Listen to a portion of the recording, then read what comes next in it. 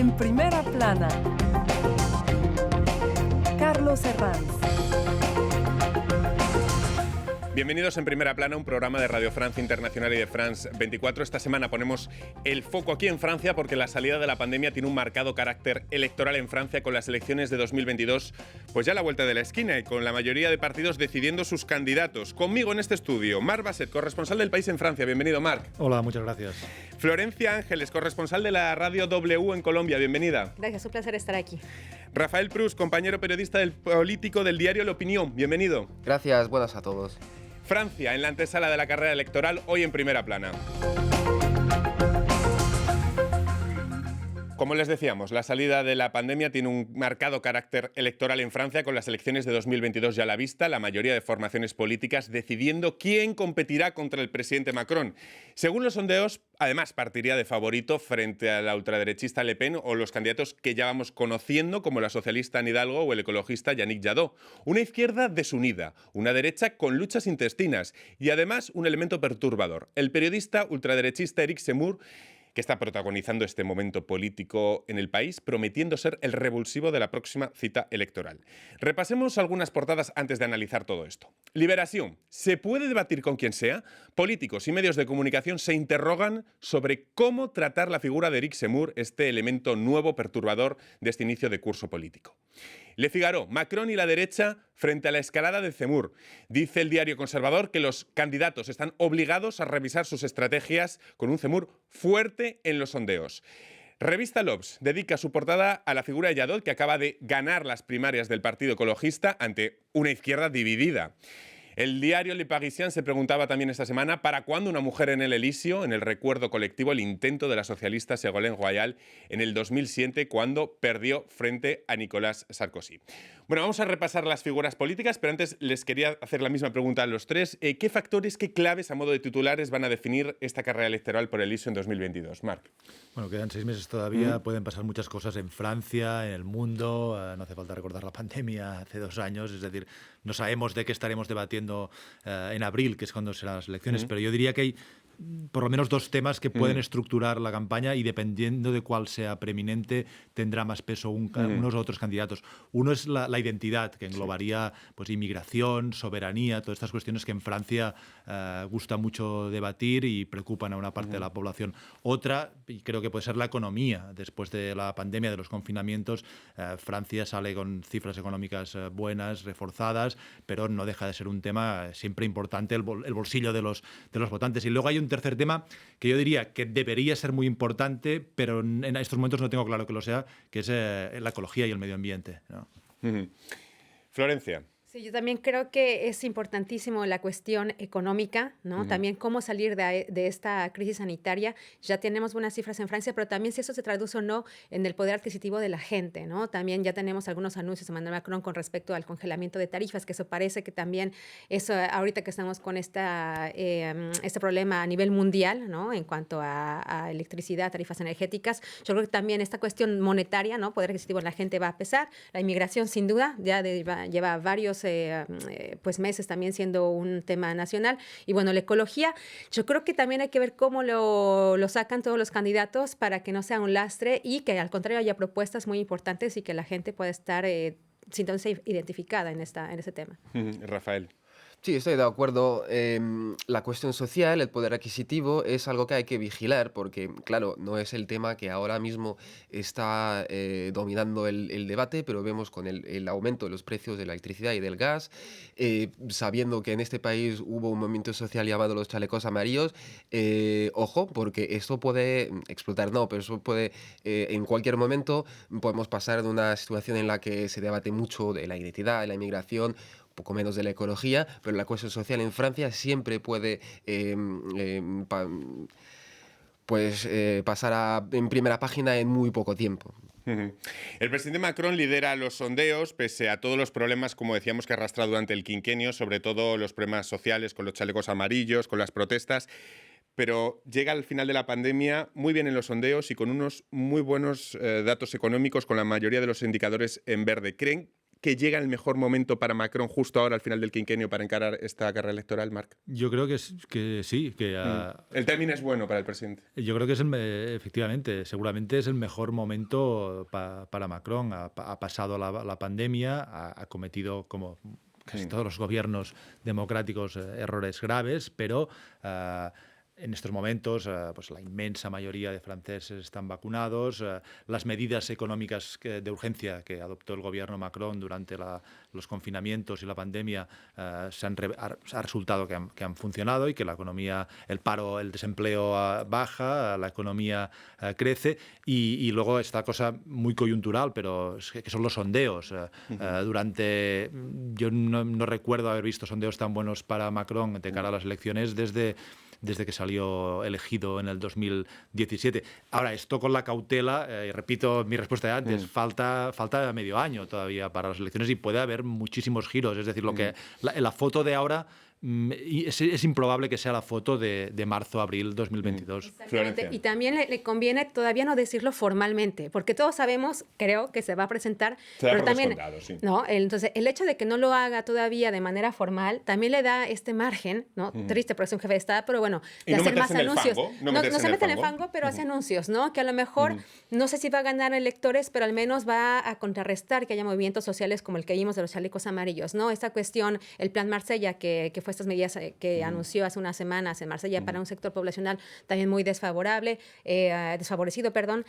También la cuestión de, lo decíamos, los cheques energéticos y también esas medidas que, vaya, se hacen con el presupuesto finalmente que tiene, pero le dan una ventaja. Sumando lo que dicen los sondeos, los liberales, ultraderecha y conservadores en todas las encuestas de opinión, ¿podemos decir que en general este país ha basculado mucho a la derecha, Rafael? Bueno, desde el punto de vista electoral, claro. O sociológico, ¿cómo lo entendéis? Yo diría que la batalla cultural acerca de los temas, como decía Marc, de identidad, de inmigración, de integración, del tema de los extranjeros en general, esa batalla cultural sí ha sido ganada por la derecha y la ultraderecha hace ya muchos años. La izquierda no ha sabido responder. Prueba de ello es que parte de la izquierda, no toda la izquierda, pero parte de la izquierda está está cazando en terrenos ajenos digamos, lo que es la ideología tradicional de la izquierda. Si vemos, por ejemplo, un candidato que no tiene mucha oportunidad de ganar la elección, que es Arnaud Montebourg, pues dice claramente en la radio que en las cuestiones económicas y sociales hay que ser de izquierdas, pero que en lo que toca en policía, seguridad e inmigración hay que ser de derechas porque es lo que quieren los franceses. Entonces, dentro de la izquierda está... yo no diría una escisión, pero hay dos maneras de ver ese tema y es verdad que parte de la izquierda pues valida los temas o al final lo que dice la derecha. Entiende que en temas como la seguridad hay que comprar ciertos preceptos que ha vendido la derecha Claro, tradicionalmente. Esa idea de que hay que ser fuerte, que hay que dejar de ser angélicos, es la palabra que a los políticos franceses les gusta mucho, ¿no? El angelismo de hay que pensar estos temas con responsabilidad.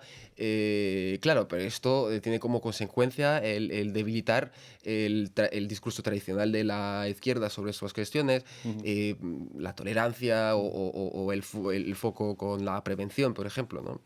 Mar, ¿este país se ha derechizado en los últimos años? No sabría. Yo creo que este país es de derechas desde hace más tiempo. En su ADN. No sé si en su ADN, pero creo que es una frase que dijo Mitterrand, y Mitterrand está hablando de hace 30 o 40 años, que este es un país de derechas que de vez en cuando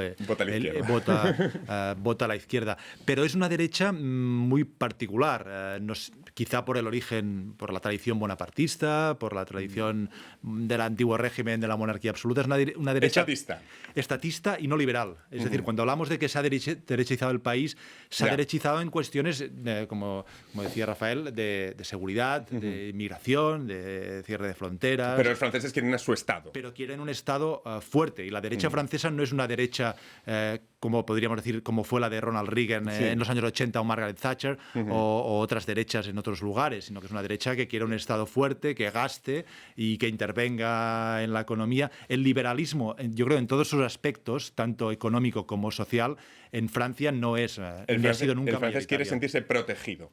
Y hay que saber de qué derecha estamos hablando, porque en este país hay varias derechas y con lo de Zemmour lo estamos viendo de manera muy clara. De ello. ¿De qué derecha estamos hablando? ¿La que gobierna con Macron la que está en la oposición o la que está con Marine Le Pen y la autodenominada derecha nacional. Existen por lo menos 3 corrientes de derechas ahora mismo en Francia. Bueno, pues como decía Rafaela, todo esto irrumpe una figura en la escena política francesa que todo lo tambalea y que ni siquiera los medios sabemos muy bien cómo tratar. Expliquémoslo primero a nuestros oyentes y televidentes. ¿Quién es Éric Zemmour? ¿Quién quiere explicarlo? Básicamente, dando unas pinceladas básicas. Porque es el fenómeno del que todo el mundo habla ahora mismo en Francia.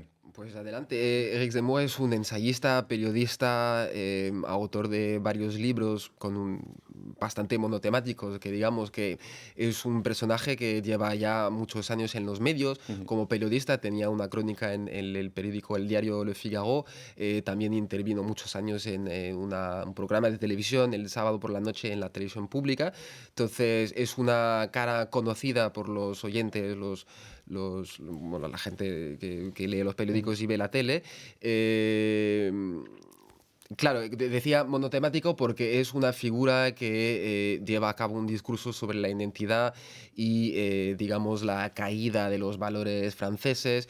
Hay que subrayar que fue condenado por la justicia por incitar al odio racial. Entonces, mucha gente en este país lo considera un racista y pues es el principal emisor de ideas racistas en este país, y ahora pues, parece que está a punto de lanzarse una carrera electoral. Todavía no lo ha confirmado, pero se da por descontado también. Y aparece muy fuerte. Es un político profesional. Y aparece muy fuerte en los sondeos. ¿A qué le atribuís este fenómeno Zemmour? Florencia, Marc, ¿por qué existe este fenómeno y cómo calibrarlo? Sí, bueno, como decía Rafael, también es una figura muy polémica y que hablábamos hace unos instantes que uno de los temas también donde va a girar esta campaña es en cuestión de inmigración. Y él ha sido muy, muy crítico hacia la inmigración y también hacia el Islam. Él, recordemos, viene también de orígenes judíos, ha siempre tenido esta visión de, está la inmigración que viene de países árabes cada vez ganando más fuerza en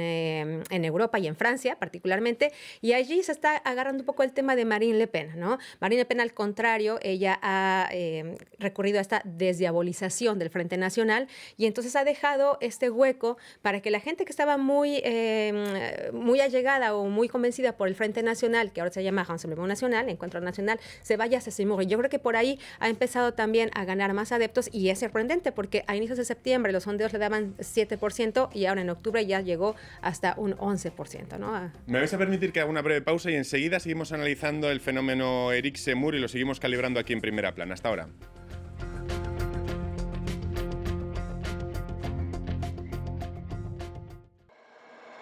Porque la historia se escribe día a día. Porque la actualidad no espera. La información, donde quiera que esté, en cualquier circunstancia. Todos los temas. Para entender el mundo. Para imaginar el mundo. France 24. Una mirada diferente. Liberté, égalité, actualité. Hola, bienvenidos a Revista Digital. Una inmersión en profundidad en lo bueno, lo malo y lo feo del mundo digital. Un reportaje de la televisión francesa dedicado a denunciar lujosas cenas clandestinas en París. Desde la democratización de la información a través de las redes sociales hasta la masificación de las fake news.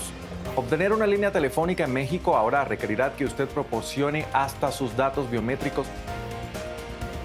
Acompáñeme en la crónica de Revista Digital por France 24 y france24.com.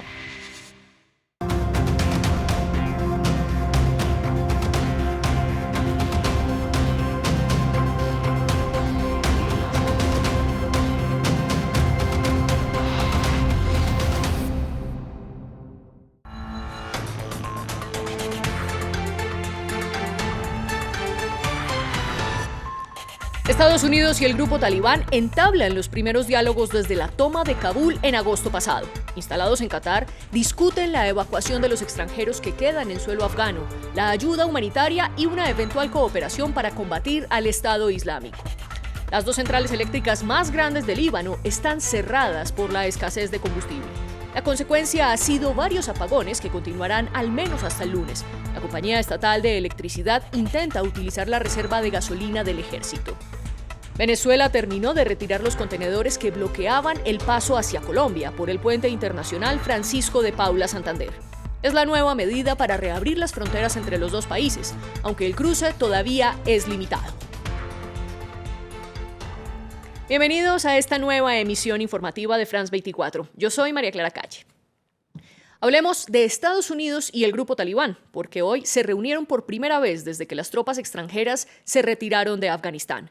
Los diálogos se realizan este fin de semana en la capital catarí, Doha. La Casa Blanca quiere discutir la evacuación de los estadounidenses que quedan en este país del Medio Oriente y de quienes colaboraron con ellos. Por su parte, el grupo talibán busca que la ayuda humanitaria llegue a todo el territorio y por ahora descarta cooperar con Estados Unidos para luchar conjuntamente contra el autodenominado Estado Islámico. Poco más de un mes desde que el último soldado estadounidense abandonara Afganistán, Estados Unidos está celebrando su primera reunión en persona con los nuevos gobernantes del país, los talibanes. Las delegaciones llegaron a Doha, en Qatar, este fin de semana. El Departamento de Estado de Estados Unidos hizo hincapié en que la reunión no supone el reconocimiento del gobierno talibán. Tenemos claro que cualquier legitimidad debe ganarse a través de las acciones de los talibanes. Washington quiere garantías de que los talibanes cumplirán su compromiso de permitir que los ciudadanos estadounidenses abandonen el país. Decenas de ellos todavía están tratando de salir, junto con miles de afganos elegibles para visas estadounidenses. La delegación norteamericana también quiere que los talibanes permitan entrar ayuda humanitaria mientras el país enfrenta una severa crisis económica. La reunión de 2 días se produce poco después de un atentado suicida con bomba en la ciudad de Kunduz, al norte de Afganistán, que mató a decenas de fieles de una mezquita chií. Cientos de personas acudieron a los funerales a despedir a sus familiares y exigieron protección a la autoridad talibán. Este ataque arroja dudas sobre la promesa de los talibanes de devolver la seguridad al país después de décadas de violencia. Les aseguramos a nuestros hermanos chiitas que en el futuro les brindaremos seguridad y que esos problemas no les volverán a ocurrir. Toda la nación, incluidos nosotros y nuestros ancianos, está de luto con ellos. El ataque del viernes es solo el último realizado por la rama local del grupo Estado Islámico. Los rivales de los talibanes han intensificado una campaña de ataques mortales desde la retirada de Estados Unidos, en un intento por desestabilizar a los nuevos gobernantes de Afganistán. Las 2 centrales eléctricas más grandes del Líbano cerraron por la escasez de combustible. Esto generó apagones en varias áreas, incluyendo las afueras de Beirut, y afectó principalmente a la población más empobrecida, que no tiene acceso a suministros privados de energía. Desde Beirut, el periodista Joan Cabasés nos envió el siguiente reporte. Hacía semanas que era una posibilidad y finalmente hoy se ha confirmado. La red eléctrica nacional de Líbano ha quedado paralizada y el Estado es incapaz de ofrecer un solo minuto de energía al día. La falta de combustible que golpea el Líbano ha bloqueado las plantas eléctricas del país. En realidad es esa misma escasez la que hace que durante meses el Estado haya sido incapaz de ofrecer más de 1 o de 2 horas de luz al día. Ahora el apagón actual afectará especialmente a la población que reside en la parte montañosa del Líbano y que dependía de la red pública para mantener sus casas calientes. La ausencia del Estado hace que casas, comercios y hospitales dependan del mercado. Los generadores privados continúan funcionando, pero lo hacen a un precio que muy pocos bolsillos se pueden permitir. Obtener 13 horas de energía diarias puede costar al menos $200 mensuales, lo que es una cifra muy superior al valor actual del sueldo mínimo libanés.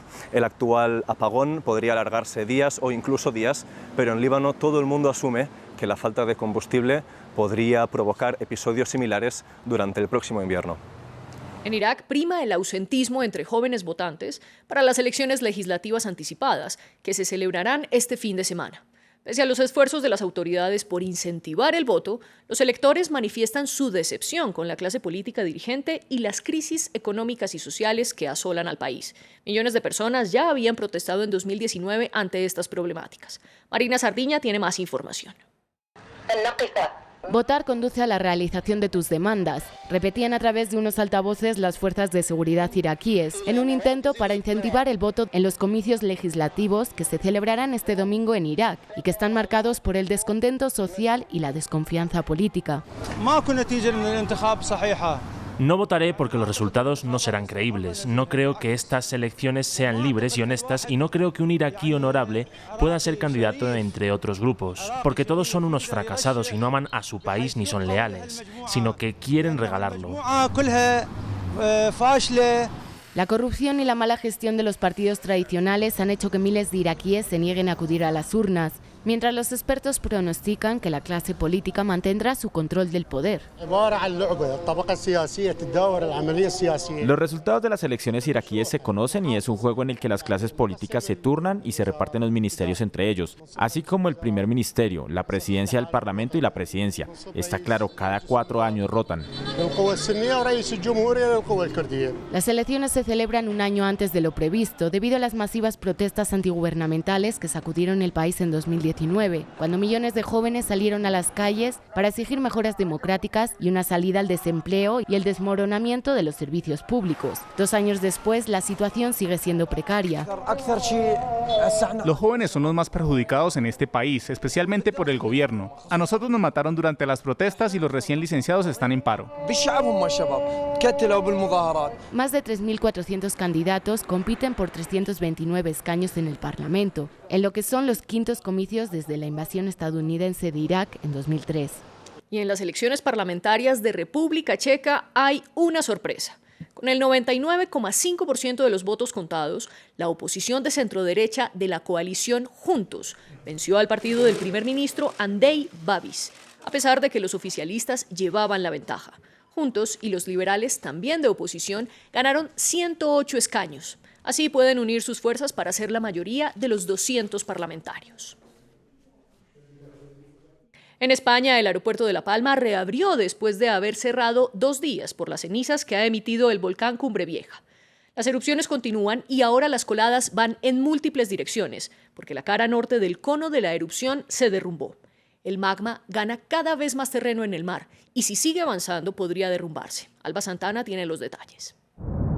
Los ríos de lava se han convertido en una imagen cotidiana en La Palma. Desde el 19 de septiembre, el volcán de Cumbre Vieja no ha cesado su actividad, pero el sábado, con la ruptura de su cara norte, las coladas incrementaron, llevándose por delante varias casas de la localidad de Todoque. Como lo vivimos pues en casa encerrado, pero el terrenito que tenía en Todoque me lo llevó. La montaña de Todoque me llevó un terrenito que tenía allí. Sí. Los recuerdos de mis padres. Una herencia que tenía allí me la llevó.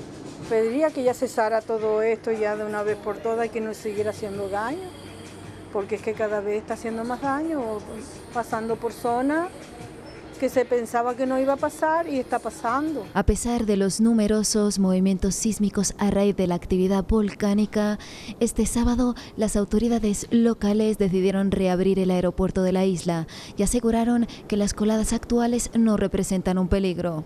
En este momento, con las cantidades de lava y la posición y movimiento de la colada, no estamos en necesidad de hacer todo eso, puesto que ya tenemos todo lo que está por debajo evacuado.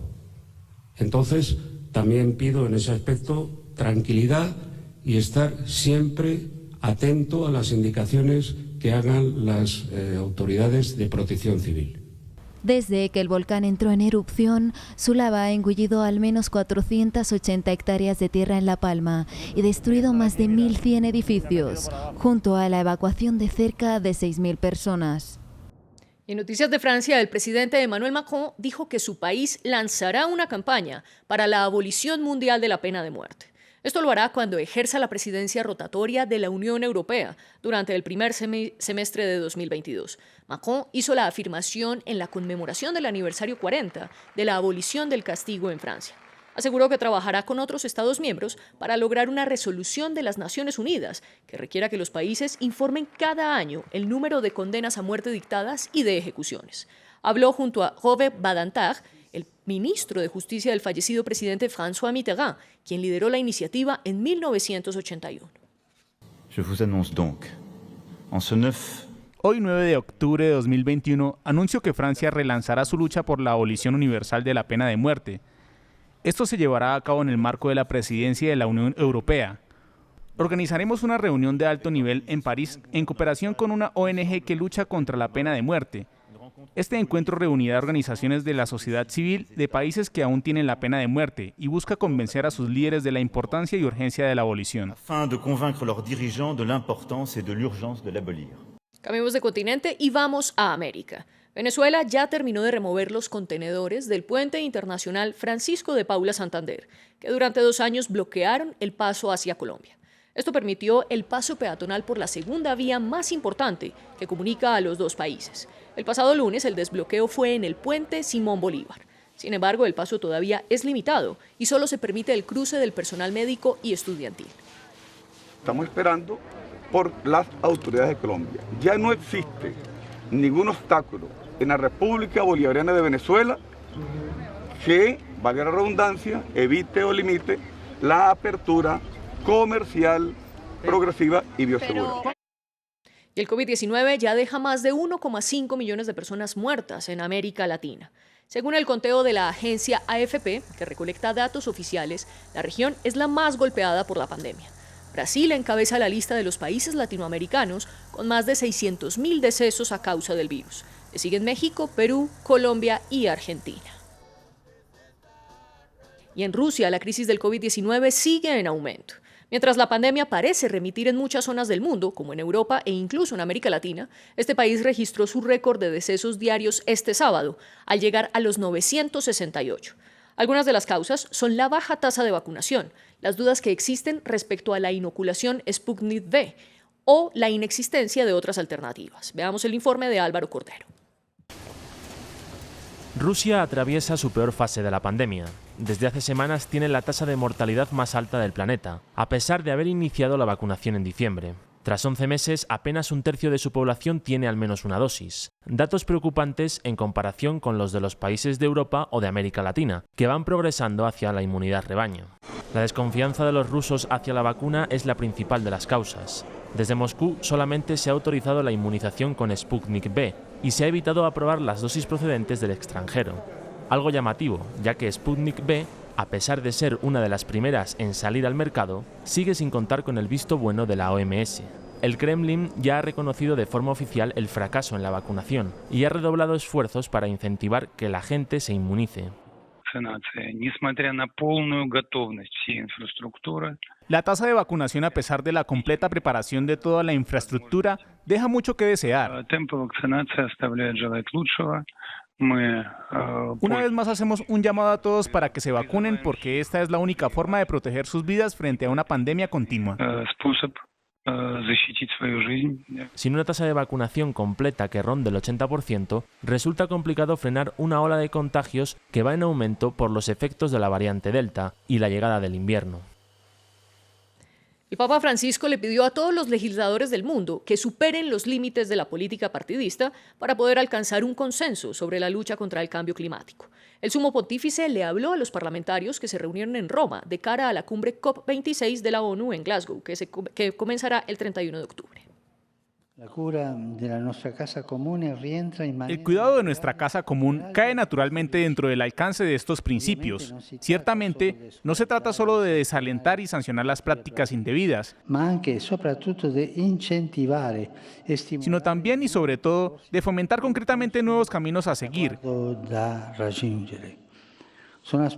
caminos más adecuados a los objetivos que buscamos alcanzar. Para cerrar, música clásica. La 10ª sinfonía de Beethoven fue completada con inteligencia artificial. Esta es la única sinfonía que el compositor alemán no alcanzó a terminar antes de morir en 1827. Ahora, para conmemorar su aniversario de nacimiento, 250, un equipo de musicólogos y programadores desarrolló un algoritmo que jugó con los fragmentos que ya existían y luego improvisó. Este fue el resultado.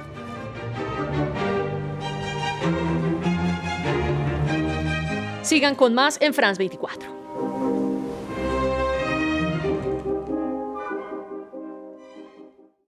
Seguimos en Primera Plana esta semana analizando cómo se presenta la antesala de la carrera electoral en Francia, con la mayoría de formaciones políticas pues envueltos en procesos de primarias o con candidatos que ya se van decidiendo. No lo ha hecho todavía el presidente Emmanuel Macron, aunque se da por descontado, no lo ha hecho todavía pues este fenómeno que ha irrumpido en esta antesala, del que estábamos hablando antes de la pausa, Eric Zemmour.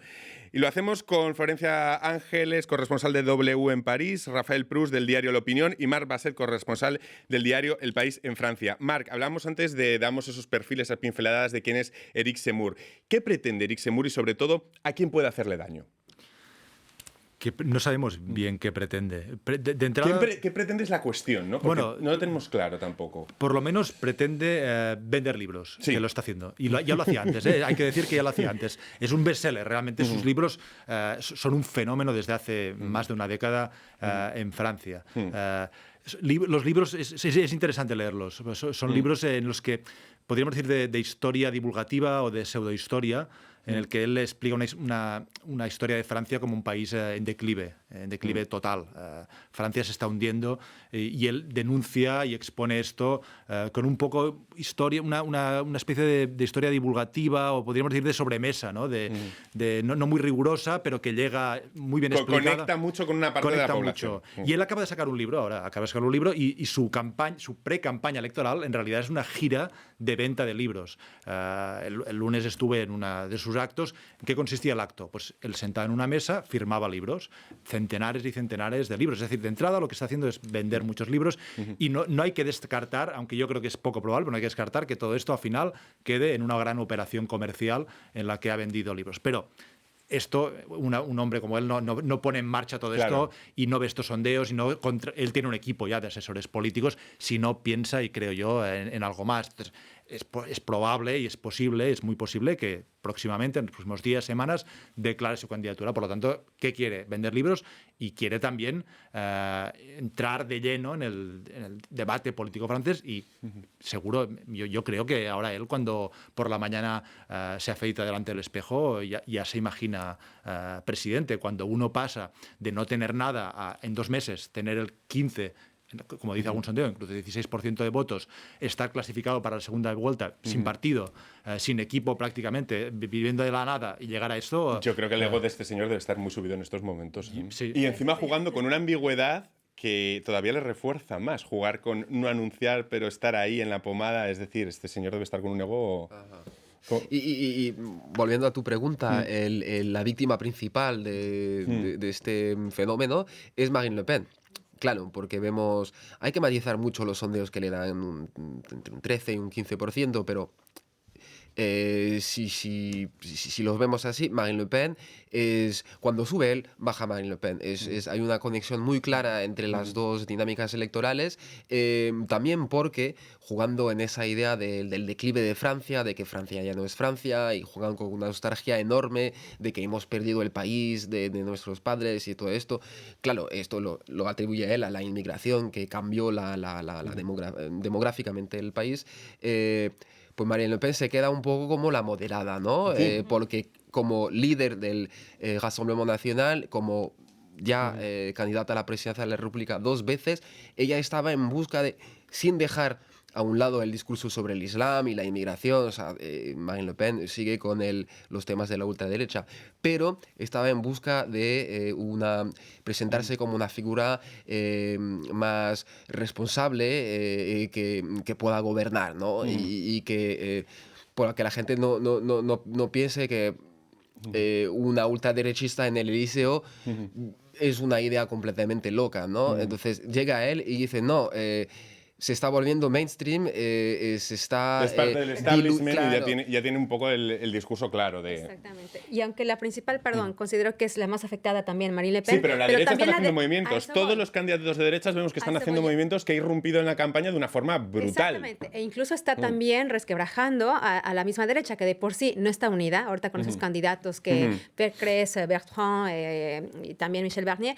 Están también otras figuras como Éric Ciotti, que también es un diputado de los Alpes Marítimos, y él dijo, bueno, ya, si él se presenta en segunda vuelta, yo voy más por él que por Marine Le Pen, ¿no? Entonces también... para la derecha también, sí, porque dentro de la derecha cada uno se tiene que posicionar sobre si es racista o no es racista, y hay algunos que lo piensan, pero no lo quieren decir porque temen que electoralmente... Entonces, Vamos a hablar de ello, vamos a hablar de la derecha y de la izquierda, porque claro, esto es un hándicap tremendo para la derecha, que se tiene que posicionar entre un Macron que le ha robado muchísimos votos y muchísimo espacio, y todo este fenómeno de las ultraderechas en el otro lado, y con unas primarias, una especie de primarias que van a decidirse el 4 de diciembre, en las que el principal candidato en los sondeos, dentro de que los sondeos hay que cogerlo con pinzas, Xavier Bertrand, va por libre. Es decir, la situación en la familia conservadora es bastante compleja.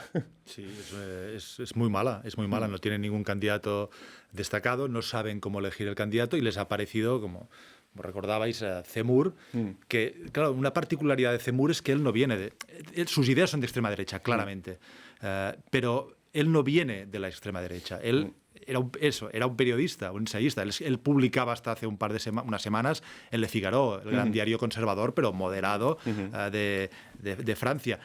Muchos votantes de la derecha tradicional, que nunca se les habría ocurrido votar a Marine Le Pen porque la asocian al Frente Nacional, a un partido ultra, no republicano, como dicen aquí, no aceptable para el gobierno. En cambio, es paradójico, en cambio votarían a Zemmour, aunque Zemmour es más extremista que Marine Le Pen.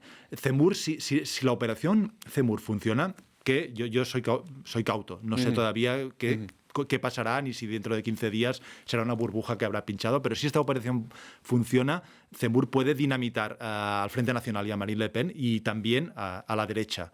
Una parte, la más derechista de la derecha tradicional de los republicanos, se puede ir con Zemmour, y la más moderada con Macron, que ya de hecho ya está con Macron. Que de hecho ya está con Macron, ¿no? Sí, exactamente. Es que finalmente es ahora sí que el punto de quiebre para los que están todavía indecisos, y que también ahí, a ver, si a Macron juega lo mismo de irse con el extremo, ¿no?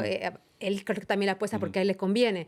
Pero yo creo que hay que tener mucho cuidado de no subestimar justamente este apoyo que está La derecha tiene problemas hasta a la hora del formato para elegir el candidato, que finalmente va a ser el 4 de diciembre. Que se alargue esto en el tiempo y que se dilate este proceso, al final no deja demasiado espacio precisamente a Zemmour en toda esta historia.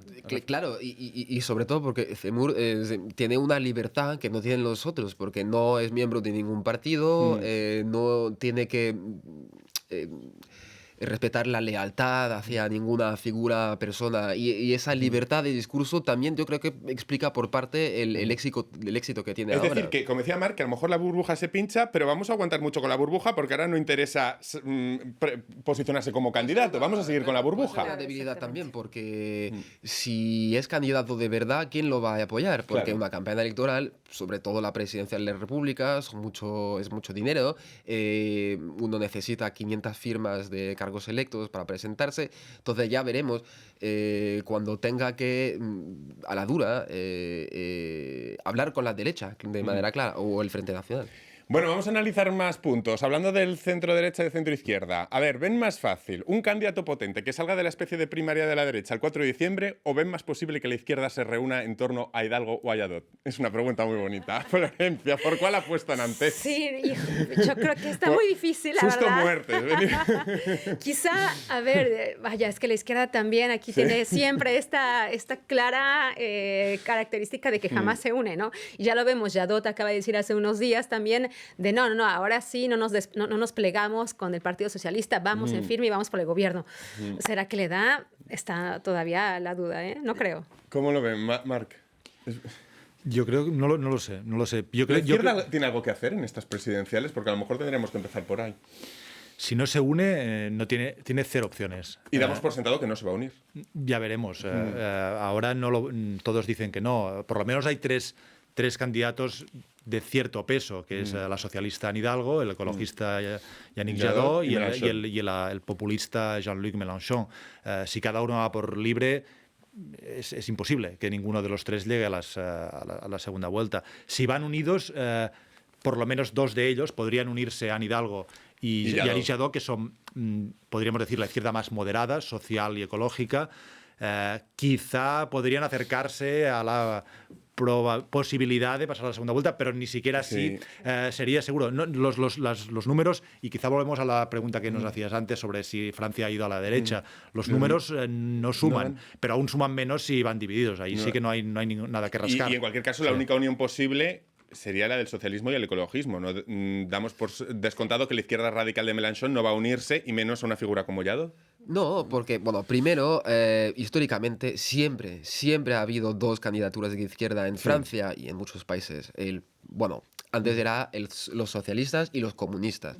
Y esos dos espacios de la izquierda siguen existiendo. Ahora bien... Lo que pasa es que ahora están muy débiles. Como para ahora estamos en una etapa en la que cada uno intenta coger el liderazgo sobre la izquierda. Porque si miramos lo que pasó, por ejemplo, en la última elección presidencial en el 2017, ya había dos candidaturas de izquierda. Y a partir del mes de marzo, abril, las curvas se empezaron a cruzar.